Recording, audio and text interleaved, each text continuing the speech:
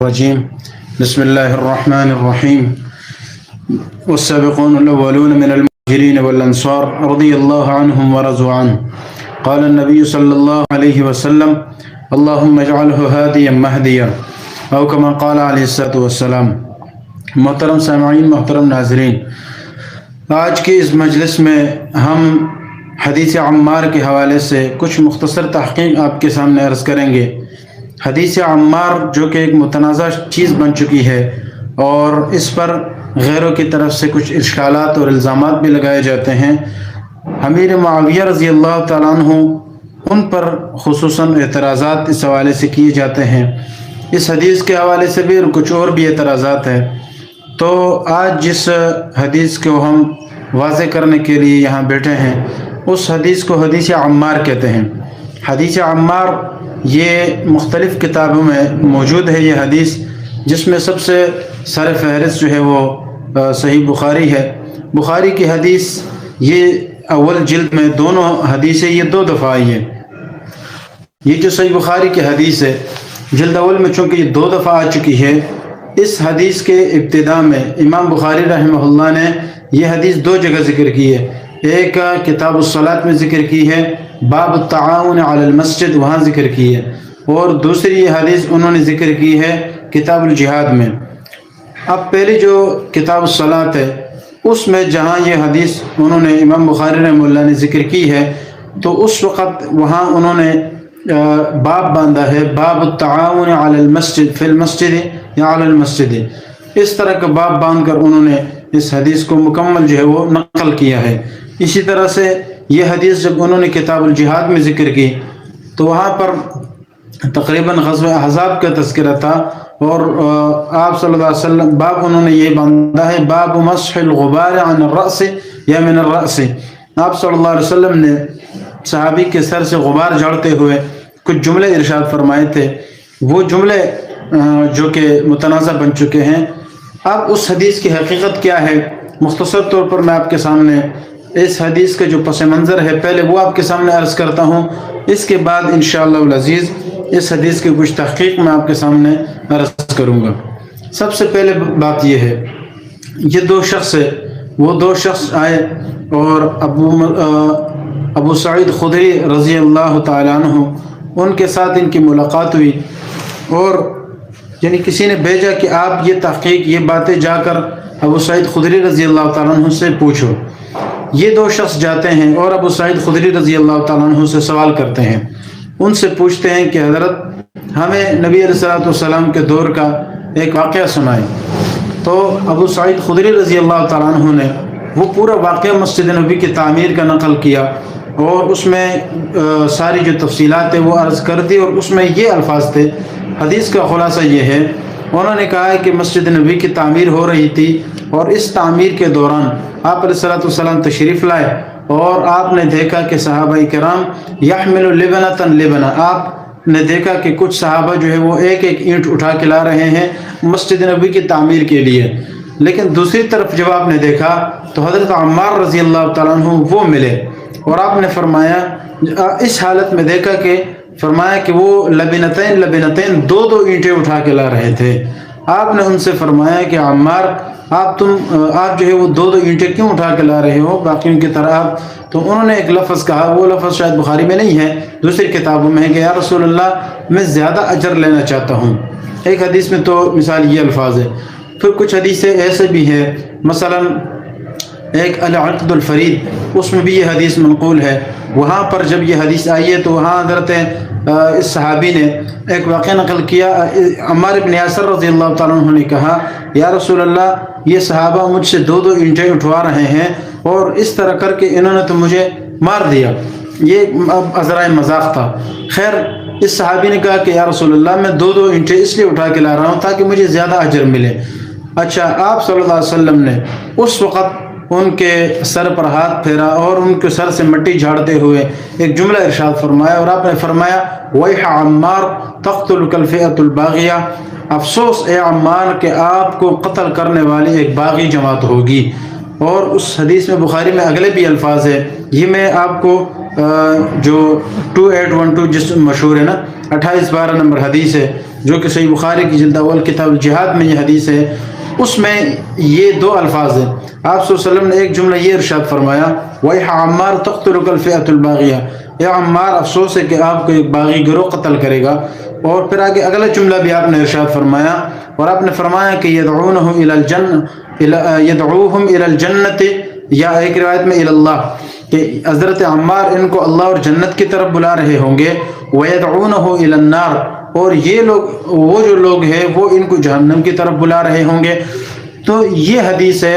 اچھا، اس حدیث میں ایک تیسرا ٹکڑا بھی ہے جو کہ اکثر کتابوں میں نہیں ہے لیکن بعض میں یہ الفاظ بھی ہے، لا انال اللہ شفاعتی یوم القیامہ، آپ نے فرمایا کہ قیامت کے دن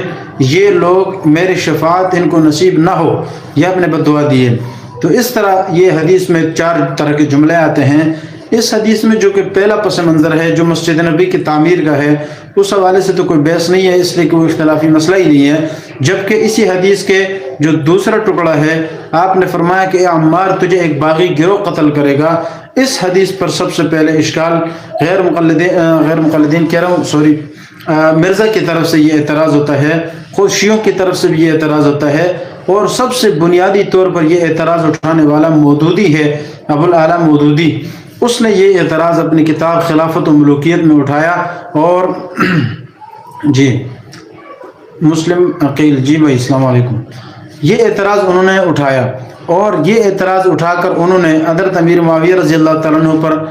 طعن شروع کر دیا، اور یہ کہا کہ نعوذ باللہ یہ باغی گروہ حضرت امیر معاویہ رضی اللہ تعالیٰ عنہ کا ہے، لہٰذا حضرت امیر معاویہ باغی ہے، اور وہی وہ صحابی ہے جو جہنم کی طرف بلا رہے ہیں، حضرت عمار جنت کی طرف اور وہ جہنم کی طرف بلا رہے ہیں۔ یہ اس طرح کر کر کے انہوں نے خلط ملط کیا، اور سارا ملبہ جا کے نعوذ باللہ صحابی رسول امیر معاویہ رضی اللہ تعالیٰ عنہ پر یہ ملبہ انہوں نے ڈال دیا، اور ان پر الزامات کی بچھاڑ کر دی۔ جبکہ اس حدیث کی تحقیق آپ دیکھیں، اس حدیث میں صراحتاً کہیں پر بھی امیر معاویہ رضی اللہ تعالیٰ عنہ کا نام جو ہے وہ نہیں ہے۔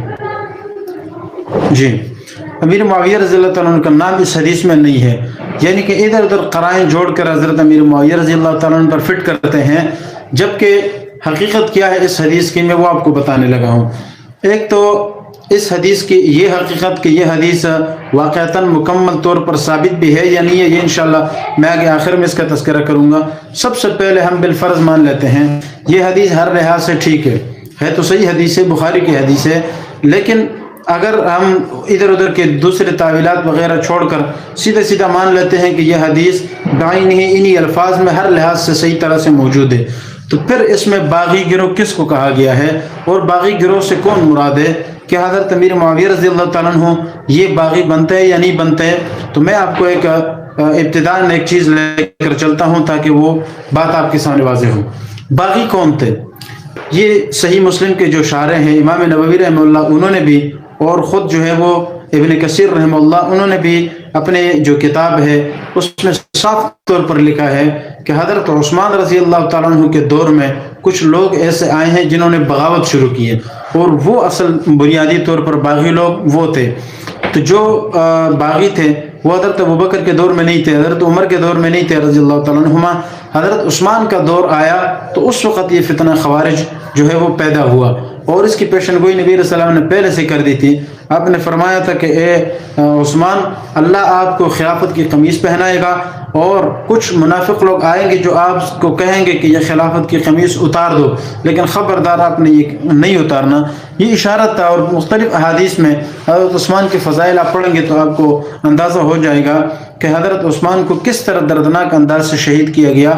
اور قتل کرنے والے، شہید کرنے والے جو لوگ تھے وہ باغی تھے، اور اس زمانے میں حضرت عثمان کے خلاف کھڑے ہونے والے ایک گروپ تھا، اور یہ جو ہے نا گروپ کھڑا ہوا، ان کو وہ باغی گروہ تھے، اور انہوں نے حضرت عثمان کو بھی شہید کر دیا۔ تو اس گروہ میں حضرت امام نووی رحمہ اللہ بھی، اور دوسری طرف ابن کثیر رحمہ اللہ، انہوں نے بھی صاف طور پر اپنی کتابوں میں یہ بات لکھی ہے، لم یشارک فیہ احد من الصحابہ، کہ یہ جو باغی گروہ جتنا بھی تھا ان میں صحابی کوئی بھی نہیں تھا، حضرت عثمان کی شہادت میں ہو، اور یا میں آگے عبارت پیش کروں گا آپ کے سامنے، یا حضرت عمار بن یاسر رضی اللہ تعالیٰ عنہ کے شہادت میں ہو، تو جو بھی خیر باغی گروپ ہے، تو باغی گروپ میں کوئی بھی صحابی شریک نہیں ہوا ہے، یہ سارے وہ منافق لوگ تھے جو کہ اٹھے تھے اور انہوں نے ایک فتنہ شروع کیا. اس فتنے میں شامل ہونے والا کوئی بھی صحابی نہیں ہے. ابتداءً عبد الرحمن ابن ابی بکر رضی اللہ تعالیٰ عنہ شریک ہوئے تھے، لیکن پھر ان کو بتایا گیا، سمجھایا گیا، تو انہوں نے پھر توبہ کی اور سب کچھ چھوڑ چھاڑ کے صحابہ کی طرف انہوں نے رخ کر لیا. یہ غلط فہمی کچھ آ گئی تھی، لیکن خیر یہ بنیادی طور پر یہ بات یاد رکھیں کہ باغیوں کے گروپ میں کبھی بھی کوئی صحابی شامل نہیں ہوا ہے، چاہے وہ حضرت عثمان رضی اللہ عنہ کی شہادت میں ہو یا پھر عمار بن یاسر رضی اللہ تعالیٰ عنہ کی شہادت میں ہو. ان میں کسی صحابی کا کوئی ہاتھ نہیں ہے. یہ صاف طور پر امام نووی رحمہ اللہ نے بھی لکھا ہے اور علامہ ابن کثیر دمشقی رحمہ اللہ نے بھی اپنی کتاب میں یہ لکھا ہے. اچھا، جب بات واضح ہو گئی کہ باغیوں میں صحابی کوئی بھی نہیں تھا تو لہٰذا یہ اعتراض ختم ہو جاتا ہے حضرت امیر معاویہ رضی اللہ تعالیٰ عنہ پر کہ ان کو نعوذ باللہ صحابی نے قتل کیا. اس طرح حضرت امیر معاویہ رضی اللہ تعالیٰ عنہ سے بھی بغاوت کا الزام ختم ہو جاتا ہے. پھر کچھ لوگ کہتے ہیں کہ امیر معاویہ رضی اللہ تعالیٰ عنہ کے گروپ میں ان کی طرف سے ایک شخص تھا جس کا نام تھا ابو الغادیہ رضی اللہ تعالیٰ عنہ، یہ صحابی رسول ہے. اس پر بھی کچھ لوگ الزام لگاتے ہیں، اور افسوس کی بات یہ ہے کہ ہمارے بھی کچھ لوگ مسلمان ایسے ہیں کہ جو اس چیز کو مانتے ہیں کہ ان کو قتل کرنے والا ابو الغادیہ رضی اللہ تعالیٰ عنہ ہے، حالانکہ ایسی کوئی بات نہیں ہے. حقیقت یہ ہے کہ انہیں ابو الغادیہ رضی اللہ تعالیٰ عنہ نے بھی قتل نہیں کیا ہے. صاف طور پر آگے ابن حجر اسقلانی رحمہ اللہ وہ کہتے ہیں کہ حضرت عمار کو قتل کرنے والا، شہید کرنے والا جو شخص ہے وہ نامعلوم فرد ہے، یعنی اس کے بارے میں کوئی پکا علم نہیں ہے کہ اس بندے نے ان کو شہید کیا ہے. لیکن یہ بات پکی ہے کہ صحابی کوئی بھی شامل نہیں ہے. اس کے لیے میں نے آپ کو 2 حوالے اشارتاً دے دیے ہیں. میں ایک اور اشارہ آپ کو دیتا ہوں. نبی کریم صلی اللہ علیہ وسلم نے یہ جو العقد الفرید کتاب ہے، العقد الفرید، اس میں آپ دیکھیں گے جہاں یہ واقعہ صفین انہوں نے بیان کیا ہے، تو اس واقعہ صفین میں صاف طور پر وہاں انہوں نے ایک حدیث لکھی ہے. آپ علیہ الصلوۃ والسلام نے حضرت عمار سے جہاں یہ جملہ ارشاد فرمایا تھا کہ اے عمار آپ کو ایک باغی گروہ قتل کرے گا، وہاں پر آپ علیہ السلام نے صاف طور پر ایک لفظ یہ بھی ارشاد فرمایا تھا. آپ نے کہا تھا کہ اے عمار لا یقتلک اصحابی، میرا کوئی صحابی بھی تجھے قتل نہیں کرے گا. یہ صاف الفاظ ہے آپ صلی اللہ علیہ وسلم کے العقد الفرید میں. اور بلکہ فرمایا کہ بل تقتلک الفئۃ الباغیہ، بلکہ آپ کو قتل کرنے والا ایک باغی گروہ ہوگا. صاف معلوم ہو رہا ہے کہ قتل کرنے والا باغی وہ صحابی نہیں ہو سکتا، صحابی ہو اور باغی ہو یہ بھی نہیں ہو سکتا. اس حدیث سے پتہ چل رہا ہے کہ امیر معاویہ رضی اللہ تعالیٰ عنہ کی طرف سے شہید ہونے، یعنی ان کے گروپ کی طرف سے اگرچہ کسی بندے نے مارا ہے لیکن وہ کون ہے یہ معلوم نہیں ہے. تو ان احادیث سے بھی پتہ چلتا ہے کہ نبی علیہ السلام نے پہلے سے بتا دیا ہے کہ آپ کو شہید کرنے والا وہ صحابی نہیں ہوگا، وہ غیر صحابی ہوگا، وہ خارجی ہوگا. اب وہ خارجی کون ہے؟ تو میں نے جیسے شروع میں بتایا کہ خارجی کس کو کہتے ہیں اور باغی کس کو کہتے ہیں. آپ سیدھے سیدھے تعریف یہ یاد رکھیں، باغی وہ ہوتا ہے جو بغاوت کرے، اور بغاوت اس کو کہتے ہیں کہ جب آپ ایک بندے کو حاکم اور جو ہے نا حاکم وقت مانے، اس کو حکمران اور بادشاہ تسلیم کرے، اس کے ہاتھ پر بیعت بھی کرے، لیکن پھر آپ اس کے خلاف جو ہے نا مسلح طور پر اس کے مقابلے میں نکل آئے، تو اس کو بغاوت کہتے ہیں. جیسا کہ حضرت عثمان رضی اللہ تعالیٰ عنہ خلیفہ وقت تھے، سب نے اس کے ہاتھ پر بیعت کی ہے، کوئی بھی شروع میں مخالف نہیں تھا، سب نے مانا ہے. لیکن ماننے کے باوجود کچھ لوگ ایسے تھے جنہوں نے حضرت عثمان کے خلاف کھڑے ہوئے اور انہوں نے حضرت عثمان کو شہید کر دیا. اس کو بغاوت کہتے ہیں. جبکہ امیر معاویہ رضی اللہ تعالیٰ عنہ وہ باغی اس لیے بھی نہیں ہو سکتے ہیں کہ ان پر بغاوت کی تعریف ہی فٹ نہیں آتی، اس لیے کہ ماننے کے بعد انکار کرنا یہ بغاوت ہے. جبکہ حضرت عثمان امیر معاویہ رضی اللہ تعالیٰ عنہ نے حضرت علی کو خلیفہ مانا شروع میں، یعنی بطور خلیفہ ان کے ہاتھ پر بیعت نہیں کی ہے، جبکہ انہوں نے مطالبہ کیا ہے کہ بھائی بیعت کرو، لیکن انہوں نے کہا کہ پہلے بیعت ہم بعد میں کریں گے، پہلے آپ حضرت عثمان کے قصاص کا بدلہ لے لو. یہ تعویلات چل رہی تھی اور کشمکش چل رہی تھی. ان منافقین نے بیچ میں وہی پھونک ڈالا اور جا کے جناب ان کو آپس میں لڑوا دیا. حضرت امیر معاویہ رضی اللہ تعالیٰ عنہ اور حضرت علی رضی اللہ تعالیٰ عنہ ان دونوں کی آپس میں جنگیں تو ہوئی، لیکن یہ جو دوسرا ٹکڑا ہے جس میں آتا ہے کہ آپ صلی اللہ علیہ وسلم نے فرمایا کہ عمار ان کو جنت کی طرف اور وہ لوگ ان کو جہنم کی طرف بلا رہے ہوں گے، اس کا کیا مطلب ہے؟ یہ کچھ باتیں رہ گئی، میں انشاءاللہ ساتھ ساتھ کرتا جاؤں گا. حضرت عمار رضی اللہ عنہ کو جنت کی طرف، وہ امیر معاویہ رضی اللہ عنہ کا گروہ انہیں جہنم کی طرف بلا رہا ہوگا، اس کا مطلب کیا ہے وہ میں آپ کو بتانے لگا ہوں. تو اس کا مطلب یہ ہے کہ حضرت عمار، اس کا ایک مطلب تو یہ ہے کہ حضرت عمار رضی اللہ تعالیٰ عنہ ان کو جنت کی طرف بلا رہے ہوں گے، یعنی جنت والے اعمال کی طرف بلا رہے ہوں گے، جبکہ وہ لوگ انہیں جہنم کی طرف بلا رہے ہوں گے، یعنی وہ ان اعمال کی طرف بلا رہے ہوں گے کہ جو جہنم کی طرف لے جانے والی ہے۔ اب وہ کون سے اعمال ہے جو انسان کو جنت کی طرف لے جاتی ہے، کون سے اعمال ہے جو جہنم کی طرف لے جاتی ہے؟ تو وہ صاف صاف یہ ہے کہ ادھر عمار بن یاسر رضی اللہ تعالیٰ عنہ وہ انہیں جنت کی طرف یعنی امن اور صلح کی طرف بلا رہے ہیں، اور اس بات کی طرف بلا رہے ہیں کہ بھئی تم بغاوت کیوں کر رہے ہو؟ چنانچہ حضرت علی کے ہاتھ پر آپ بیعت کرو، یہ بیعت والا کام یہ جنت والے اعمال ہے، جبکہ دوسری طرف جو باغی تھے ان کا کام یہ تھا کہ وہ انہیں جہنم کی طرف بلا رہے تھے، اور وہ یہ تھے کہ یعنی ہم نے خلیفہ کے ہاتھ پر بیعت نہیں کرنی ہے۔ اس میں حضرت امیر معاویہ بالکل آتے ہی نہیں ہے، ایک بات۔ دوسری بات یہ ہے کہ آپ علیہ الصلوۃ والسلام نے حضرت عمار سے یہ خیال کر کے کہا تھا کہ اے عمار، ایک وقت آئے گا کہ تجھے باغی گروہ قتل کرے گا، لیکن حقیقت میں وہ باغی نہیں ہوگا، آپ ان کو باغی سمجھ رہے ہوں گے لیکن حقیقت میں وہ باغی نہیں ہوگا۔ یہ بخاری کے جو الفاظ ہیں حدیث کے، آپ کو ایک باغی گروہ قتل کرے گا کہ آپ انہیں جنت کی طرف، وہ آپ کو جہنم کی طرف بلا رہے ہوں گے، یہ آپ صلی اللہ علیہ وسلم نے حضرت عمار کا ایک گمان نقل کیا ہے، ٹھیک ہے نا، راول پنڈی سے ہوں۔ اچھا، تو آپ نے ان کے ایک گمان نقل کیا ہے کہ اے عمار، حقیقت میں وہ باغی تو نہیں ہے، لیکن آپ ان کے خلاف جب لڑیں گے تو یہ سوچ کر لڑیں گے کہ یہ باغی ہے، اور وہ لوگ آپ کے خلاف یہ سوچ کر لڑیں گے کہ یہ باغی ہے، جیسا حضرت علی رضی اللہ تعالیٰ عنہ کے قول سے بھی واضح ہوتا ہے کہ حضرت علی رضی اللہ تعالیٰ عنہ کے سامنے جب کسی نے امیر معاویہ رضی اللہ تعالیٰ عنہ کے لشکر ان کے لشکر کی طرف سے جب یہ بات کی گئی نا کہ بھائی ان کے خلاف انہوں نے کسی نے کوئی بات کی ہے امیر معاویہ رضی اللہ عنہ کے لشکر کا، تو جزاک اللہ، یہ بات جب چلی تو امیر معاویہ رضی اللہ تعالیٰ عنہ نے اس بندے کو سخت ڈانٹا اور یہ کہا کہ بھائی تم انہیں غلط الفاظ استعمال نہ کرو، اس لیے استعمال نہ کرو کہ یہ لوگ سمجھتے ہیں کہ قد بغونا علیہم، ہم نے ان کے خلاف بغاوت کی ہے، اور ہم سمجھتے ہیں کہ قد بغوا علینا، انہوں نے ہمارے خلاف بغاوت کی ہے۔ اس سے بھی پتہ چلتا ہے کہ آپ صلی اللہ علیہ وسلم نے حضرت عمار سے فرمایا تھا کہ اے عمار، آپ کا خیال یہ ہوگا کہ وہ باغی ہے اس لیے ہم لڑ رہے ہیں، ان کا خیال وہ ہوگا کہ آپ باغی ہیں تو اس لیے وہ لڑ رہے ہوں گے، دونوں ایک دوسرے کو باغی سمجھ کے لڑ رہے ہوں گے، حالانکہ حقیقت یہ ہوگا کہ نہ یہ باغی ہوں گے نہ وہ باغی ہوں گے، بلکہ ایک تیسرا گروہ بیچ میں ہوگا جو کہ ان دونوں سے ہٹ کر ایک نکلے گا، وہ اصل میں باغی ہوگا۔ تو یہ آپ علیہ السلام نے ان کا ایک گمان نقل کیا ہے، حقیقت میں کبھی ایسا نہیں ہے کہ نبی علیہ السلام نے ان کے بارے میں کہا کہ امیر معاویہ رضی اللہ تعالیٰ عنہ وہ ان کو جہنم کی طرف بلا رہے ہیں، کہ ایسی بات نہیں ہے۔ دو باتیں ہو گئی۔ تیسری بات یہ ہے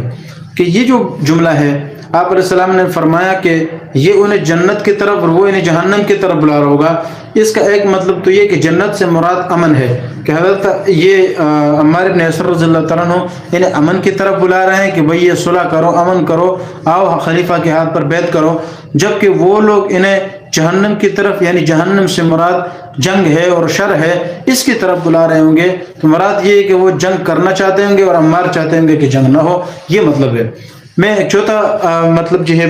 وہ بھی آپ کے سامنے عرض کر دیتا ہوں۔ اسی حدیث کی تشریح میں محدثین نے ایک جملہ، ابن بطال رحمہ اللہ نے یہ بھی لکھا ہے۔ اچھا، میں پہلے یہ کمنٹ پڑھ لوں۔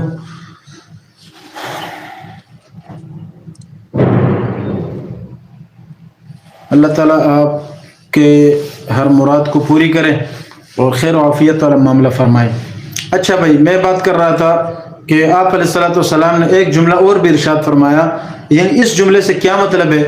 اسی بخاری کی شرح ابن بطال رحمہ اللہ، جو کہ ایک مالکی بہت بڑے عالم گزرے ہیں، ہم بخاری کے شارح گزرے ہیں، انہوں نے اس حدیث کی شرح میں ایک بات کہی ہے، اور انہوں نے کہا کہ یہ جو جملہ ہے کہ آپ علیہ السلام نے فرمایا کہ آپ انہیں جنت کی طرف، وہ آپ کو جہنم کی طرف بلا رہے ہوں گے، اس جملے کا کیا مطلب ہے؟ تو انہوں نے اس کا مطلب یہ لکھا ہے کہ آپ صلی اللہ علیہ وسلم نے حضرت عمار رضی اللہ تعالیٰ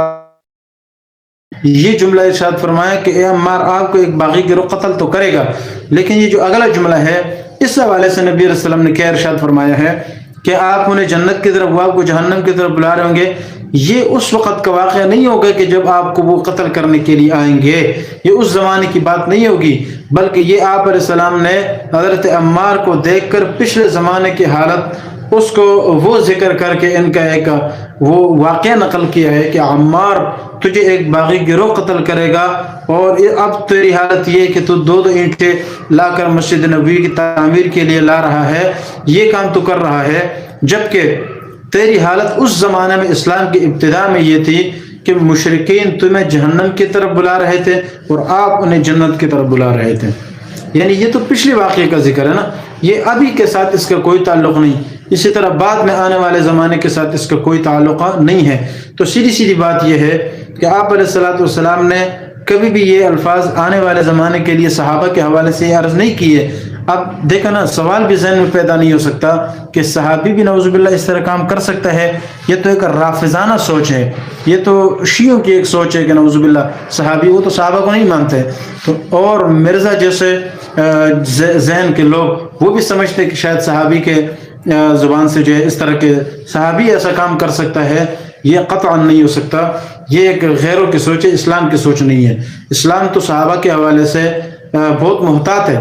اہل سنت والجماعت کا عقیدہ ہے کہ صحابہ محفوظ ہے، اللہ ان سے گناہ نہیں کرواتا ہے، اگر بالفرض جس کی ضرورت وہ گناہ کروا بھی لے تو صحابی ایسی توبہ کرتا ہے کہ اس کے بعد گناہ کا چانس ہی نہیں بنتا ہے۔ خیر، انبیاء کے حوالے سے بھی ہمارا یہی عقیدہ ہے، جبکہ عیسائی اور دیگر مذاہب میں اس پر انشاءاللہ کبھی پھر تبصرہ کروں گا کہ انبیاء کی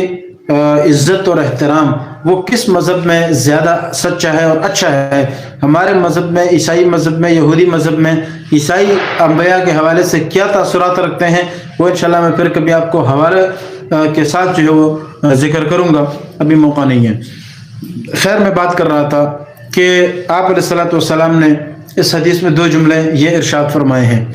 اب مسئلہ یہ ہے، یہ تو ہم نے وہ صورت بتائی کہ اگر ہم اس حدیث کو مان لیتے ہیں کہ یہ حدیث اپنے حساب سے ٹھیک ہے، تو جب یہ اپنے حساب سے ٹھیک ہے تو پھر اس کا کیا مطلب بنتا ہے؟ تو صاف بات یہ ہے کہ آپ علیہ الصلوۃ والسلام نے بتایا کہ بھئی باغی گروہ قتل کرے گا، اور باغی حضرت امیر معاویہ رضی اللہ تعالیٰ عنہ نہیں ہے، بلکہ ایک تیسرا گروہ ہے جو ان دونوں کے درمیان سے نکلے گا۔ اس پر بھی ایک دلیل ہے کہ باغی، اب باغیوں کا دعویٰ کیا ہے؟ باغیوں کا دعویٰ تو یہ کہ حضرت علی رضی اللہ تعالیٰ عنہ بھی نعوذ باللہ کافر ہے، امیر معاویہ رضی اللہ تعالیٰ عنہ بھی جو ہے وہ کافر ہے، ٹھیک ہے، ان کا دعویٰ تو یہ ہے۔ لیکن ادھر علی رضی اللہ تعالیٰ عنہ، دوسری طرف امیر معاویہ رضی اللہ تعالیٰ عنہ، یہ جو صحابہ ہے، صحابہ کا دعویٰ یہ ایک ہی ہے، یہ الگ الگ نہیں ہے۔ اس پر میں آپ کو ایک دلیل پیش کرتا ہوں صحیح بخاری کی، یہ بھی غالباً تقریباً دوسری جلد میں یا تیسری جلد میں، ٹھیک ہے نا، جو بشرا والی ہے، اس حساب سے آپ علیہ الصلوۃ والسلام نے کتاب الصلح میں ایک حدیث نقل کی ہے، اور امام بخاری رحمہ اللہ نے نقل کیا آپ علیہ السلام کی ایک حدیث ہے کتاب الصلح میں، صلح یعنی جہاں صلح کرنے کے حوالے سے احادیث ہے، اس میں ایک حدیث ہے، اور حدیث 6000 تقریباً 7606 یا 3606، ہاں 3606 نمبر حدیث ہے۔ اس حدیث میں آپ دیکھیں گے آپ علیہ الصلوۃ والسلام منبر پر تشریف فرما ہے، اتنے میں حضرت حسن رضی اللہ تعالیٰ عنہ آتے ہیں، آپ علیہ السلام نے حضرت حسن کو بلایا اور منبر پہ اپنے ساتھ بٹھایا، اور آپ نے ان کی طرف اشارہ کر کے فرمایا کہ آپ نے فرمایا کہ ہذا ابنی ہذا سید، میرا یہ بیٹا سردار ہے، ٹھیک ہے، حسن کے بارے میں فرما رہے حضرت حسن رضی اللہ تعالیٰ عنہ کہ یہ میرا بیٹا جو ہے یہ کیا ہے؟ سردار ہے، اور لعل اللہ ان یصلح بہ فئتین عظیمتین، شاید کہ اللہ تعالیٰ ان کے ذریعے سے 2 بڑے گروہوں میں صلح کر دے، 2 بڑے جماعتوں میں کیا کر دیں؟ صلح کر دے۔ اور وہ 2 بڑے جماعتیں، اچھا یہ اس حدیث میں تو یہ آ گیا، خیر یہ بات کا حوالہ تو میں نے ابھی دے دیا۔ میں جو حوالہ دینا چاہتا تھا وہ صحیح بخاری کی آخری جلد میں، جلد نمبر 4 میں، وہاں پر کتاب الفتن میں آپ صلی اللہ علیہ وسلم نے ایک بات، آپ علیہ السلام نے ایک حدیث میں ارشاد فرمایا، لا تقوم الساعہ، قیامت اس وقت تک قائم نہیں ہوگی، حتی یقتتلتان فئتان عظیمتان، یہاں تک کہ 2 بڑی بڑی جماعتیں آپس میں لڑ نہ پڑے، یعنی وہ آپس میں لڑیں گے۔ اچھا، دعواہما واحد، یہ بخاری کے الفاظ ہیں، دعواہما واحدۃ، ان دونوں کا جو دعویٰ ہوگا وہ ایک ہی ہوگا، یعنی کہ حضرت علی کا دعویٰ بھی ایک ہوگا، حضرت امیر معاویہ رضی اللہ تعالیٰ عنہ کا دعویٰ بھی ایک ہی ہوگا۔ جب دونوں کا دعویٰ ایک ہے تو پھر اس سے پتہ چلا کہ آپ ان کا دعویٰ بھی کیا ہے کہ اللہ اور رسول اور جنت کی طرف بلانا۔ اسی طرح امیر معاویہ رضی اللہ تعالیٰ عنہ ان کا بھی جو ہے نا دعویٰ یہ ہے کہ اللہ رسول اور صحیح عقائد اور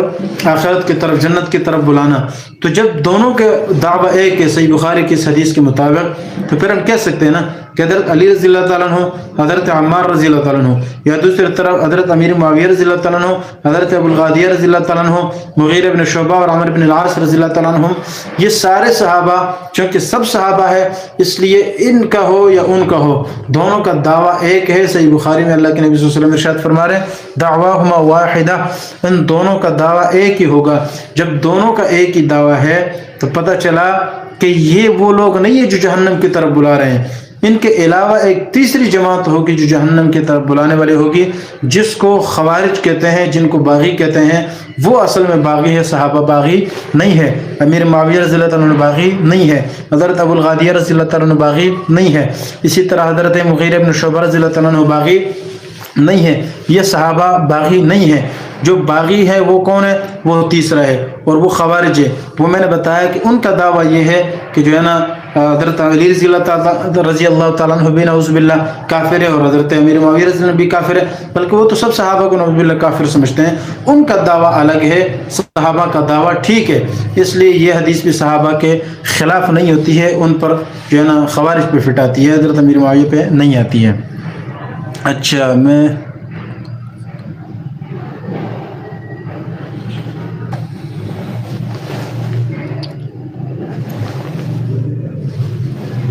یہ ساتھی نے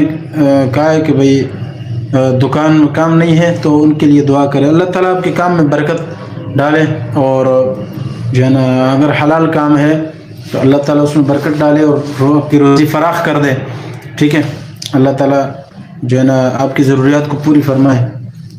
اچھا بھائی میں بات کر رہا تھا، ٹھیک ہے، انشاءاللہ آپ کے لیے بعد میں بھی دعا کریں گے، جو ہے وہ پھر کسی ٹائم نہ بھی تو موقع نہیں ہے، باقی دعا ہے کہ اللہ تعالیٰ آپ کے لیے آسانی والا معاملہ فرمائے۔ تو میں بات کر رہا تھا بھائی تیسرا گروہ جن کا کام یہ ہوگا۔ اچھا یہ بھائی نے کوئی سوال کیا ہے،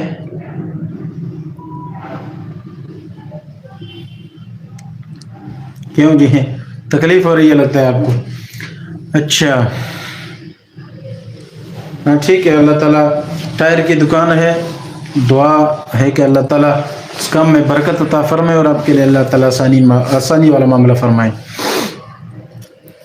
اچھا میں بات کر رہا تھا حدیث کے حوالے سے، میں بتا رہا تھا کہ آپ صلی اللہ علیہ وسلم کی حدیث سے ٹھیک ہے یہ سمجھ میں آتا ہے کہ نبی صلی اللہ علیہ وسلم آپ نے فرمایا کہ دو جماعتیں لڑیں گی، یہ دو جماعتیں ان میں سے کون حق پر ہے؟ صحیح مسلم کی ایک حدیث میں آپ صلی اللہ علیہ وسلم نے ایک ارشاد فرمایا، اور اس حدیث میں آپ علیہ السلام نے ایک جملہ ارشاد فرمایا، اور آپ نے فرمایا کہ دو جماعتیں آپس میں لڑیں گی، بڑی بڑی جماعتیں ہوں گی، وہ جب لڑیں گی تو فرمایا کہ ان میں سے تیسری جماعت نکلے گی، یعنی دو لڑیں گی نا، ان میں سے تیسری جماعت نکلے گی۔ یہ تیسری جماعت وہ ہوگی کہ جس کے بارے میں آپ علیہ السلام نے فرمایا کہ ان کے ساتھ بعد میں پھر وہ شخص لڑے گا جو حق کے زیادہ قریب ہوگا۔ صحیح مسلم کی حدیث ہے، آپ علیہ السلام نے ارشاد فرمایا کہ پھر ان تیسری جماعت سے لڑنے والے کون ہوں گے؟ جو ان دو میں حق کے زیادہ قریب ہوگا۔ بات سمجھا رہی ہے؟ اچھا اب اس کا کیا مطلب ہے؟ صاف صاف مطلب یہ اس حدیث کی شرح میں امام نووی رحمہ اللہ انہوں نے اس کی تشریح کرتے ہوئے فرمایا کہ یہ جو دو جماعتیں ہیں جو آپس میں لڑیں گی، ان سے مراد ایک جماعت حضرت علی رضی اللہ تعالیٰ عنہ کی ہے، دوسری جماعت حضرت امیر معاویہ رضی اللہ تعالیٰ عنہ کی جماعت ہے، اور ان دونوں کے درمیان جو تیسری جماعت نکلے گی فرمایا وہ خوارج کی جماعت ہے، وہ اصل میں باغی ہے، اور یہ دونوں حق پر ہے۔ آپ علیہ السلام نے فرمایا کہ ان سے لڑنے والا جو گروہ ہوگا وہ زیادہ حق کے قریب ہوگا۔ ظاہر ہے کہ باغیوں سے پھر کون لڑے؟ حضرت علی رضی اللہ تعالیٰ عنہ ان کی جنگ ہوئی ہے، اور آپ نے چن چن کر باغیوں کو قتل کر دیا، حضرت علی رضی اللہ تعالیٰ عنہ نے یہ کام کر دیا۔ تو پتہ چلا کہ ان خوارج سے لڑنے والا جو گروہ ہے وہ حق کے زیادہ قریب ہے، یعنی حضرت علی رضی اللہ تعالیٰ عنہ لڑے تو وہ حق کے زیادہ قریب ہے۔ اس سے پتہ چلتا ہے کہ حضرت علی حق کے زیادہ قریب ہے اور امیر معاویہ رضی اللہ تعالیٰ عنہ بھی حق پر ہے، لیکن ان کے مقابلے میں حضرت علی حق پر زیادہ قریب ہے۔ یعنی یہ پتہ چلا کہ حق پر تو دونوں ہوں گے، حضرت علی رضی اللہ تعالیٰ عنہ بھی، امیر معاویہ رضی اللہ تعالیٰ عنہ بھی، یہ دونوں ہوں گے، لیکن مسئلہ یہ ہوگا کہ یہ جو دونوں جماعتیں ہیں ان میں حق پر زیادہ کون قریب ہے اور حق کے کم قریب کون سا ہے، یہ پھر فرق کرنا یہ اس حدیث سے پتہ چل جاتا ہے کہ حضرت علی زیادہ حق پر ہے اور حضرت امیر معاویہ رضی اللہ تعالیٰ عنہ یہ ذرا کم ہے۔ اب آپ کہیں گے کہ ایک بندہ لڑ بھی رہے ہیں دونوں اور دونوں آپس میں ایک غلط بھی نہیں ہے، دونوں ٹھیک ہے، یہ کیسے ہو سکتا ہے؟ یعنی بعض لوگ یہ اعتراض کرتے ہیں نا کہ جب مثال کے طور پر بعض لوگ کہتے ہیں کہ امیر معاویہ رضی اللہ عنہ، علی رضی اللہ تعالیٰ عنہ، ان کے آپس میں لڑائی ہوئی اور جو بندہ لڑتا ہے لڑنے والے میں سے ایک ہمیشہ حق پر ہوتا ہے اور دوسرا لازمی غلط ہوتا ہے، ٹھیک ہے، یہ ان کا ایک استدلال ہے۔ وہ کہتے ہیں کہ ان میں سے ایک جو ہے وہ لازمی غلط ہے اور وہ حضرت علی رضی اللہ عنہ مثلا ٹھیک ہے تو حضرت امیر معاویہ غلط ہے، اس طرح کی جو ہے دلیل پیش کر کے امت کو گمراہ کرتے ہیں۔ تو بھائی اس کے سیدھے سیدھے جواب یہ ہے کہ دو بندے آپس میں لڑے، ان میں ضروری نہیں ہے کہ دونوں غلط ہو، یا یہ بھی ضروری نہیں ہے کہ دونوں میں سے ایک غلط ہو اور ایک صحیح ہو۔ ایسا ہو سکتا ہے کہ بھائی دونوں ٹھیک ہو، ٹھیک ہے، دونوں کیا ہو، صحیح ہو۔ اس کی مثال میں اس کی ایک مثال آپ کے سامنے پیش کرتا ہوں۔ حضرت موسیٰ علیہ السلام، ان کو اللہ نے 40 دن وہاں چلہ کٹوایا، اور اس لیے کہ بھائی آپ آئیں اور آپ کو تورات ہم دیں گے۔ تورات ان کو ملی 40 دن کے بعد، یہ موسیٰ علیہ السلام اپنے قوم بنی اسرائیل کے پاس واپس آ گئے۔ جب وہاں آئے تو وہاں پر ہارون علیہ السلام کی ڈیوٹی انہوں نے لگائی تھی کہ میری غیر موجودگی میں قوم کا خیال کرنا، ان کے عقائد اور نظریات کا خیال کرنا، یہ ساری چیزیں انہوں نے ان کے سپرد کر دی تھی۔ موسیٰ علیہ السلام 40 دن گزار کے جب واپس آ گئے تو 40 دن کے بعد آ کر انہوں نے کیا دیکھا؟ انہوں نے جناب دیکھا کہ یہاں تو قوم بچڑے کی عبادت کر رہی ہے، یہاں تو قوم مشرک ہوئی بنی ہے اور جو ہے نا بت پرستی میں لگ گئی ہے۔ ادھر حضرت موسیٰ علیہ السلام کو غصہ آیا اور وہ دوڑے اور انہوں نے جا کر دوسری کوئی بات نہیں کی، فوراً حضرت ہارون علیہ السلام کو سر کے بال اور داڑھی سے پکڑ کے ایسے گھسیٹا زمین پر، اور اس طرح سے جو ہے ان کی لڑائی ہوئی۔ اب سوال یہ ہے، جو لوگ کہتے ہیں کہ امیر معاویہ رضی اللہ عنہ اور حضرت علی رضی اللہ تعالیٰ عنہ دونوں لڑے ہیں، ان میں لازمی ایک غلط ہے، کیونکہ یہ ہو نہیں سکتا کہ دو لڑے اور ایک غلط نہ ہو۔ یہ جو سوال کرتے ہیں تو میں ان پر الزامی جواب یہ دیتا ہوں، بلکہ ان سے سوال کرتا ہوں جس کو الزامی جواب کہتے ہیں، وہ یہ کہ جب حضرت موسیٰ علیہ السلام، ہارون علیہ السلام، یہ دونوں آپس میں لڑے اور ان کے لڑنے میں آپ بتائیں کہ غلطی کس کی تھی، تو لازمی بات ہے جواب یہی آئے گا کہ کسی کی غلطی نہیں تھی، نہ حضرت موسیٰ علیہ السلام غلط تھے اور نہ حضرت ہارون علیہ السلام غلط تھے۔ البتہ جذبات میں یا وہ الگ چیز ہے، میں صرف یہ بتا رہا ہوں نا کہ غلط دونوں ٹھیک ہے، دن میں سے کوئی بھی غلط نہیں ہے۔ جب دونوں ٹھیک ہے تو پتہ چلا کہ ایسا ہو سکتا ہے کہ کبھی کبھار دو بندے لڑے اور ان کے آپس میں جو ہے نا کوئی دشمنی نہ ہو، کوئی عداوت نہ ہو، دل میں بس جذبات ہو اور ان دونوں کا جو ہے نا دعویٰ بھی ایک ہو، سب کچھ ایک ہو، غلط ان میں کوئی بھی نہ ہو، تو ایسا ہو سکتا ہے۔ تو اسی طرح یہاں پر بھی حضرت امیر معاویہ رضی اللہ تعالیٰ عنہ اور دوسری طرف جناب حضرت علی رضی اللہ تعالیٰ عنہ کے آپس میں لڑائی تو ہوئی، لیکن اس دوران غلط کون ہے؟ کوئی بھی نہیں ہے، دونوں ٹھیک ہے۔ تو اس کو ہم دوسرے الفاظ میں کہتے ہیں، علمی زبان میں ہم اس کو اس طرح کہتے ہیں کہ یہاں دونوں صحابہ نے اجتہاد کیا ہے، چونکہ دونوں مجتہد ہیں، حضرت علی بھی مجتہد ہے اور حضرت امیر معاویہ رضی اللہ تعالیٰ عنہ یہ بھی مجتہد ہے۔ تو جب دونوں مجتہد ہے تو مجتہد جب اجتہاد کرتا ہے تو کبھی ٹھیک ہو جاتا ہے اور کبھی جو ہے وہ غلط ہو جاتا ہے، اور یہ صحیح بخاری میں حدیث ہے، آپ علیہ السلام نے فرمایا کہ اذا حکم الحاکم فاجتہد فاصاب، آپ نے فرمایا کہ جب حاکم فیصلہ کرتا ہے اور اجتہاد کرتا ہے، یعنی کہ مجتہد جب اجتہاد کرتا ہے تو اجتہاد کرتے کرتے فاصاب، اس کا اجتہاد ٹھیک ہو جائے، یعنی بالکل صحیح اجتہاد پہ پہنچ جائے، تو آپ نے فرمایا فلہ اجران، اس کو 2 اجر مل جاتے ہیں۔ اور فرمایا دوسری طرف وہ ہے کہ وَإِنْ أَخْطَأَ، اس نے اجتہاد کیا لیکن اجتہاد میں اس سے غلطی ہو گئی، تو آپ نے فرمایا کہ یہ غلطی تو ہو گئی، فَلَهُ أَجْرٌ، اس کو پھر بھی 1 اجر ملے گا۔ اس سے پتہ چلتا ہے کہ اجتہاد کرنے والا مجتہد غلط ہونے کے باوجود بھی ٹھیک ہے، البتہ یہ دیکھنا ہے کہ جو ٹھیک ہے وہ ڈبل ٹھیک ہے اور جو غلط ہوا ہے وہ ایک لحاظ سے ٹھیک ہے۔ کیوں ٹھیک ہے؟ اس لیے کہ اللہ کے نبی صلی اللہ علیہ وسلم فرما رہے کہ اس کو پھر بھی اجر ملے گا. کیوں؟ یہ مجتہد ہے اور اجتہاد میں خطا ہو سکتی ہے، اور اجتہاد میں ٹھیک بھی ہو سکتے ہے، خطا بھی. ٹھیک ہو جائے ڈبل اجر، اور اگر غلط ہو جائے تو پھر بھی اس کو ایک اجر مل جاتا ہے. یہ صحیح بخاری سے ثابت ہے. چنانچہ حضرت علی رضی اللہ تعالیٰ عنہ نے بھی اجتہاد کیا، اور حضرت امیر معاویہ رضی اللہ تعالیٰ عنہ نے بھی اجتہاد کیا.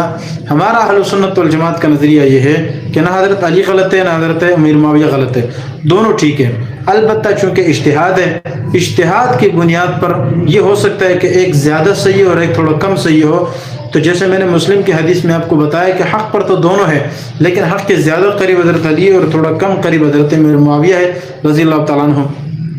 اب حضرت علی رضی اللہ تعالیٰ عنہ یہ ٹھیک ہے، یعنی اجتہاد میں ان کا اجتہاد ٹھیک تھا، جبکہ دوسری طرف امیر معاویہ رضی اللہ تعالیٰ عنہ کا اجتہاد ان کی بنسبت وہ تھوڑا سا جو ہے وہ کمزور تھا، اجتہاد میں ان سے خطا ہوئی ہے. یہ تمام اہل سنت کا نظریہ ہے. اب اس کی کیا دلیل ہے؟ اب ان کے دلائل کیا تھے میں وہ آپ کو بتانے لگا ہوں. حضرت عثمان شہید ہوئے رضی اللہ تعالیٰ عنہ. ادھر مدینے میں حضرت عثمان شہید ہوتے ہیں، ان کے پہرے داری کرنے والے حضرت علی ہیں، اور حضرت حسنین ہیں، کریمین ہیں، اور دیگر بھی صحابہ ہیں جو کہ لڑنے کی ان کو اجازت نہیں تھی، بس پہرے داری کر رہے تھے، اور جب وہ شہید ہو گئے. لیکن ان کے شہادت کے بعد یہ خبر، چونکہ مدینے میں یہ معاملہ ہوا، یہ خبر شام تک پہنچتے پہنچتے تھوڑی دیر ہو گئی، تاخیر ہو گئی. شام میں خلافت تھی، حکومت تھی حضرت امیر معاویہ رضی اللہ تعالیٰ عنہ کی، ان کو خبر جو ہے وہ تاخیر سے پہنچ گئی. بہرحال جب ان کو پتہ چلا تو انہوں نے کہا کہ بھئی اب جنہوں نے شہید کیا ہے ہم ان باغیوں سے بدلہ لینا چاہتے ہیں. ٹھیک ہے، ہم نے بدلہ لینا ہے، اس لیے کہ یہ اصول ہے کہ کوئی بندہ اگر ظلمن مارا جائے تو جو ہے نا اس سے بدلہ لینا، قصاص لینا یہ ضروری ہے. تو اس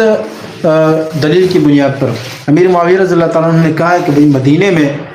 حضرت عثمان ظلمن شہید ہوئے ہیں، تو ہم نے اس کا بدلہ وہ چاہیے، ہم نے ان کا بدلہ لینا ہے، ہم نے قصاص لینا ہے. یہ تاخیر سے چونکہ خبر پہنچی تھی. ادھر مدینے میں حضرت عثمان کی شہادت کے بعد سارا نظام حضرت علی نے سنبھال لیا تھا، اور سنبھالا اس طریقے پر کہ جو لوگ موجود تھے انہوں نے حضرت علی کے ہاتھ پہ بیعت کر لی. اور بیعت کر لینے کے بعد کچھ لوگ ایسے تھے کہ مثلا یہ باغی تھے، یہ بھی آئے تھے اور انہوں نے حضرت علی کے ہاتھ پہ بیعت کر لی تھی، اور حضرت علی نے ان کو بیعت کر بھی لیا تھا. وہ بامر مجبوری تھا، جو بھی تھا، خیر وہ اس پر ہم بات نہیں کرتے ہیں. وہ انہوں نے جناب بیعت کر لی. ادھر حضرت علی نے سب لوگوں سے بیعت لے لی. شام میں بھی یہ خبر بھیج دی کہ بھئی قصاص بعد میں لیں گے، پہلے آپ مجھے خلیفہ بناؤ، خلیفہ تسلیم کرو. جب خلافت کا معاملہ مضبوط ہو جائے، حکومت ہمارے ہاتھ آ جائے، سارا نظام جب ٹیٹ ہو جائے گا، اس کے بعد جناب ہم ایک ایک سے بدلہ لیں گے. اور یہ ایسا ہوا بھی. حضرت علی رضی اللہ تعالیٰ نے ماشاءاللہ ایک ایک سے جو ہے نا چن چن کے بدلہ لیا ہے اور قصاص لیا ہے. خیر یہ معاملہ تھا. ادھر حضرت علی رضی اللہ تعالیٰ عنہ نے کہا ہے کہ بھئی بیعت لینا ہے، اور ادھر حضرت جو ہے نا امیر معاویہ رضی اللہ عنہ کے لشکر کے لوگ وہ کہہ رہے تھے کہ نہیں پہلے قصاص لینا ہے. خلیفہ تو مانتے ہیں، اس پر کوئی جو ہے نا ابن کثیر آپ اٹھا کے دیکھے جہاں واقع جمل یا واقع صفیر شروع ہوتا ہے، شروع میں ہی حضرت کثیر رحمہ اللہ نے یہ بات صاف طور پر لکھی ہے کہ حضرت امیر معاویہ رضی اللہ تعالیٰ عنہ ان کا دعویٰ کبھی بھی ان کی حکومت کے خلاف کرنا نہیں تھا. ان کا مقصد کبھی بھی یہ نہیں تھا کہ ان کے خلاف کرے. ان کا مقصد صرف یہ تھا کہ قصاص آپ بدلہ پہلے لے لو، حکومت ہم نے تو آپ کو حکومت دی ہے، ہم تو آپ کو حاکم مانتے ہیں، البتہ آپ کے ہاتھ مستقل بیعت تب کریں گے جب آپ پہلے بدلہ لیں گے. پھر اب اس پر کیا دلیل ہے؟ یہ لڑائی کیوں ہوئی؟ ادھر چونکہ حضرت امیر معاویہ رضی اللہ تعالیٰ عنہ یہ امیہ خاندان سے ہے، بنو امیہ، اور وہاں جو شخص شہید ہوئے مدینہ میں حضرت عثمان رضی اللہ تعالیٰ عنہ وہ بھی بنو امیہ سے ہے. حضرت عثمان بھی بنو امیہ خاندان سے ہے، دوسری طرف حضرت امیر معاویہ رضی اللہ تعالیٰ عنہ بنو امیہ خاندان سے ہے. مدینہ میں حضرت عثمان ظلماً شہید ہو جاتے ہیں، تو حضرت امیر معاویہ رضی اللہ تعالیٰ عنہ نے کہا ہے کہ بھئی بدلہ چاہیے. یہ ان کا دعویٰ اپنے حساب سے ٹھیک تھا، اور انہوں نے قرآن کی ایک آیت پیش کی جو کہ سورہ بنی اسرائیل میں اللہ سبحانہ وتعالیٰ ارشاد فرماتے ہیں وَمَنْ قُتِلَ مَظْلُومًا فَقَدْ جَعَلْنَا لِوَلِيِّهِ سُلْطَانًا، کہ جو بندہ ظلماً قتل کیا جائے تو ان کے اہل خانہ، ان کے گھر والے، ان کے اولیاء کو ہم نے یہ حق دیا ہے کہ وہ اس بندے سے جو ہے وہ مطالبہ کرے، قصاص ان سے لے لے. تو یہ ان کے پاس دلیل تھی. تو اس دلیل کی بنیاد پر امیر معاویہ رضی اللہ تعالیٰ عنہ فرمانے لگے کہ ہمیں بدلہ چاہیے، کیونکہ قرآن نے ہمیں حکم دیا ہے کہ بھئی جو شہید ہو جائے، ہم نے اولیاء کو حکم دیا ہے کہ وہ بدلہ لے، تو انہوں نے بدلہ لینے کے لیے یہ سب کچھ کیا۔ اب ظاہری طور پر امیر معاویہ رضی اللہ تعالیٰ عنہ ان کی نظر میں، علی رضی اللہ تعالیٰ عنہ اور ان کے لوگوں کی نظر میں ایک ظاہری طور پر بغاوت میں تھے، اور وہ بغاوت بھی قرآن کی ایک آیت کی تعویل میں تھی، ان کی تشریح میں تھی۔ قرآن کہتا ہے کہ فَإِن طَائِفَتَانِ مِنَ الْمُؤْمِنِينَ اقْتَتَلُوا فَأَصْلِحُوا بَيْنَهُمَا، دو جماعتیں آپس میں لڑے تو ان میں صلح کرو۔ اور فرمایا فَإِن بَغَتْ عَلَيْهِ فَإِن بَغَتْ إِحْدَاهُمَا الْأُخْرَى، ان دونوں میں سے اگر ایک دوسرے کے خلاف بغاوت کرے تو ان کے خلاف بھی آپ لڑو۔ فَقَاتِلُوا الَّتِي تَبْغِي، جو بغاوت کرنے والی جماعت ہے ان کے خلاف آپ کیا کرو، لڑو۔ اب ظاہراً امیر معاویہ رضی اللہ تعالیٰ عنہ اور ان کے لوگ ظاہراً بغاوت کی شکل انہوں نے اختیار کی تھی، باقی تو نہیں تھے لیکن انہوں نے اختیار کی تھی۔ چنانچہ وہ بغاوت انہوں نے اختیار کی تھی، تو اس تعویل کی بنیاد پر حضرت علی رضی اللہ تعالیٰ عنہ نے امیر معاویہ کے خلاف جنگ شروع کی، اور وہ بھی میں آپ کو بتاؤں گا کہ منافقین نے درمیان میں جنگ شروع کی، ورنہ تو صلح ہونے والی تھی۔ ادھر سے حضرت علی رضی اللہ تعالیٰ امیر معاویہ رضی اللہ تعالیٰ عنہ بھی مقابلے میں اتر آئے، تو خیر یہ ایک مدبھیڑ جو ہے وہ شروع ہو گئی، اور لڑائی شروع ہو گئی، اور ایک بہت بڑی جو ہے وہ جنگ ہو گئی آپس میں، جنگ، اور جس میں صحابہ اور تابعین کی وہ تعداد جو کہ نہ اس سے پہلے اور نہ بعد میں شہید ہوئی تھی، اس جنگ میں جو ہے وہ شہید ہو گئی۔ اچھا، اب یہ ساری چیزیں تو اپنی جگہ پر ہو گئی، اب آتے ہیں اگلی بات کی طرف۔ یہ تو حدیث کے ہم نے کہا تھا نا، دو طرح کے زاویے ہم بیان کریں گے۔ حدیث کا ایک زاویہ تو یہ تھا جو میں نے آپ کے سامنے رکھ دیا کہ اگر ہم حدیث کو صحیح مان لیتے ہیں تو پھر اس حدیث کا کیا مطلب ہوگا، اس میں دونوں ٹکڑوں کا کیا مطلب ہے، وہ تو میں نے آپ کے سامنے پوری تفصیل جو ہے وہ عرض کر دی ہے۔ اچھا، اب دیکھتے ہیں، اگر اس حدیث کو تحقیقی نظر سے دیکھیں تو بات یہ ہے کہ یہ حدیث میرے بھائی آدھا ثابت ہے اور آدھا ثابت نہیں ہے۔ ٹھیک ہے، صحیح بخاری میں یہ حدیث موجود ہے، لیکن یہ آدھا ثابت ہے اور آدھا نہیں ہے۔ کس طرح نہیں ہے؟ جیسے میں نے شروع میں آپ کو بتایا کہ حدیث عمار کے دو حصے ہیں، تین حصے ہیں۔ جو پہلے کا حصہ ہے، جو مسجد نبی کی تعمیر کا حصہ ہے، وہ حصہ ایسا ہے کہ اس میں تو اختلاف نہیں ہے اور وہ بالکل ٹھیک ہے۔ اس کے بعد جو اگلا جملہ ہے، اور وہ کون سا جملہ ہے جناب؟ وہ جملہ ہے کہ جس میں فرمایا کہ اے عمار، آپ کو ایک باغی گروہ قتل کرے گا۔ سوال یہ ہے کہ کیا یہ جملہ نبی علیہ السلام نے ارشاد فرمایا بھی ہے یا نہیں فرمایا؟ تو بھئی اس کا جواب یہ کہ یہ نبی علیہ السلام نے ارشاد نہیں فرمایا۔ یہ جو الفاظ ہے نا، تقتلک الفئۃ الباغیہ، کہ اے عمار آپ کو باغی گروہ قتل کرے گا، یہ نبی علیہ السلام نے فرمایا ہی نہیں ہے۔ آپ کو جو بخاری میں نظر آ رہا ہے، یہ بخاری کے صرف اس نسخے میں موجود ہے۔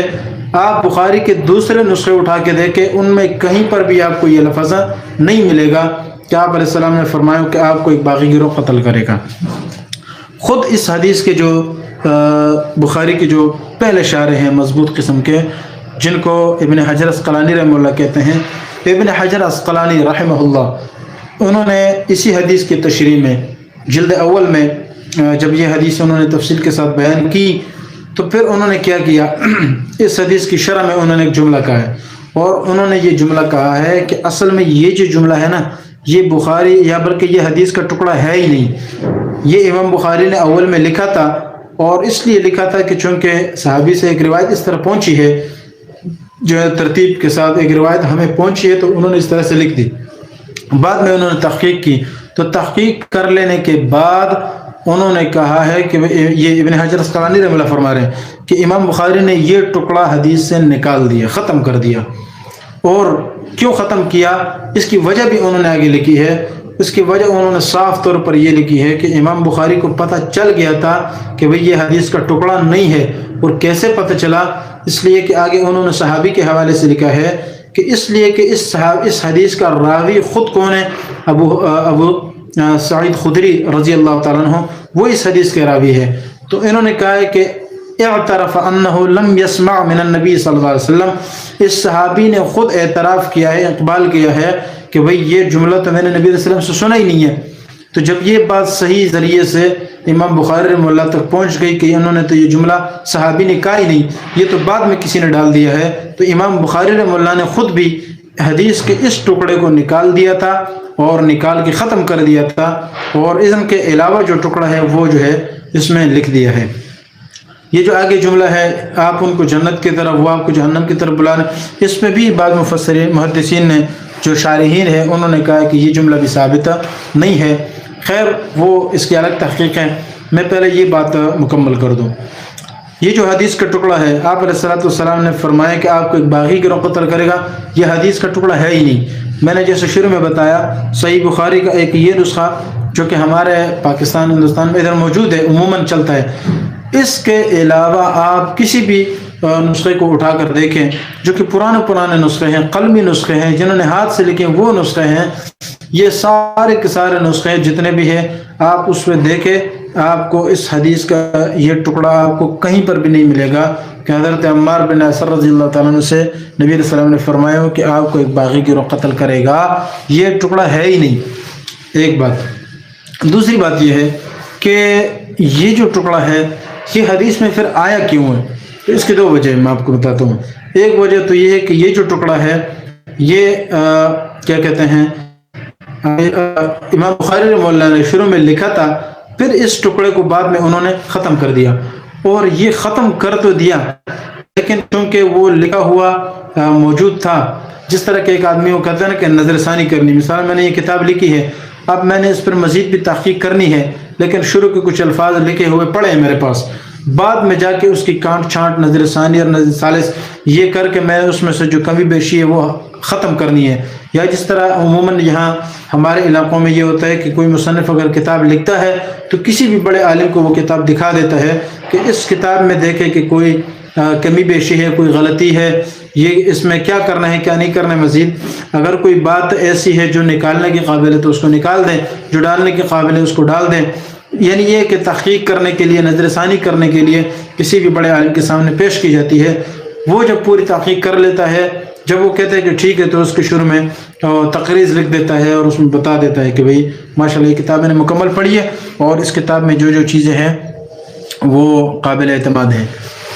امام بخاری رحمہ اللہ نے بھی اسی طرح سے یہ کتاب شروع میں اول میں تو لکھ دیا تھا، لیکن جب نظر ثانی نظر ثالث کا ٹائم آیا تو انہوں نے یہ جملہ نکال دیا ہے. تو جب نکال دیا ہے انہوں نے یہ جملہ، پھر بعد میں کسی نے یہی چیز نقل کر دیا ہے تو یہ پھر نقل کرنے والے کی غلطی ہے، نہ امام بخاری کی غلطی ہے نہ محدثین کی غلطی ہے.